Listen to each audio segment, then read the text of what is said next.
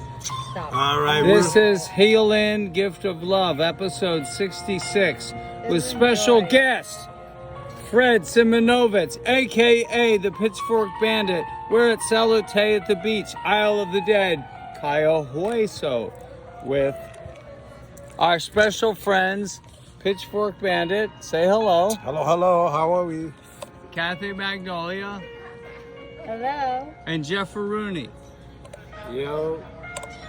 What do you have to say about Salute at the beach on the Isle of the Dead? We love it. It's called the Casa Huso. And what would you say about healing yourself?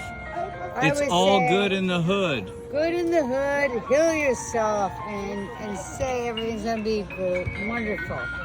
And then you have to act.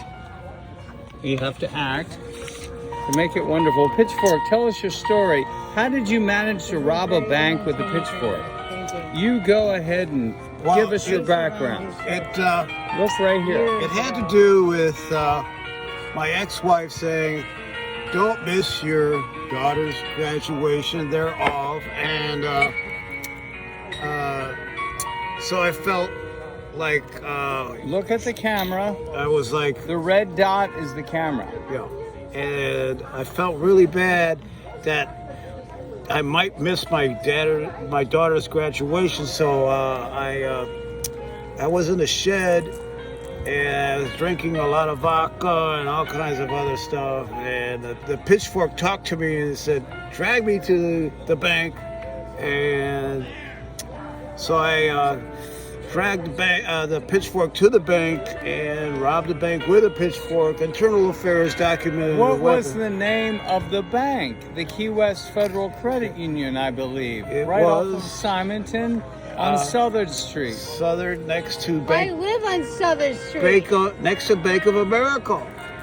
So I I go, don't have the bank anymore because And of how did you get the pitchfork in the door of the bank? well, I put it under a heavy-duty plastic bag, and then I revealed the points of the pitchfork to the bank teller, and then put it on the side. It wasn't in her face. Mm-hmm. Tell us about your Pitchfork Bar and Grill. How did Well, you get caught? No, listen. Tell us about your Pitchfork well, Bar and Grill. I'm planning- how did you get caught on the Fort Myers Fast Ferry? Well, my hands were shaking so hard that the captain of the boat, or the ferry boat, noticed I was shaking so hard, and then they called the police on me. I was ready to jump off. Take a sip and I give wa- it back. I was, Come on. I was ready to jump off the boat. Oh no, that'd be a very bad decision. Well, not really, because Jeff, you want a sip?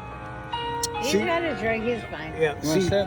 No, I got a drink. Thank you. all the police have a lot of military junk on them, radios and a gun. So I knew they couldn't swim, so I was ready to jump off the ferry boat. And But nobody else was getting on the boat.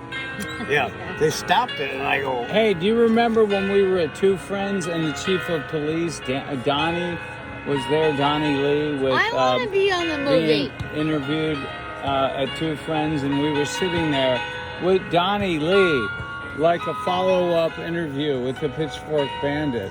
Do you remember that with Hobie in the morning? For that.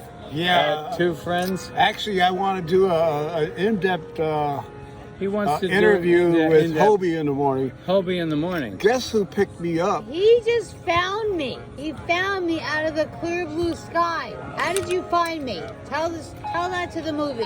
Because I was thinking of Polly, and because I was thinking of Polly, I started to remember who you were. Right. That's Kathy Magnolia. Yeah, we talked to play so many pool games. Then the voice started coming to me, and I go, "Wait a minute, do you know Polly?" She goes, "Yeah." So that's how I found you. You found me. And just in time for the show, episode 66. Don't touch that dial. Don't lose that smile. We'll be right back.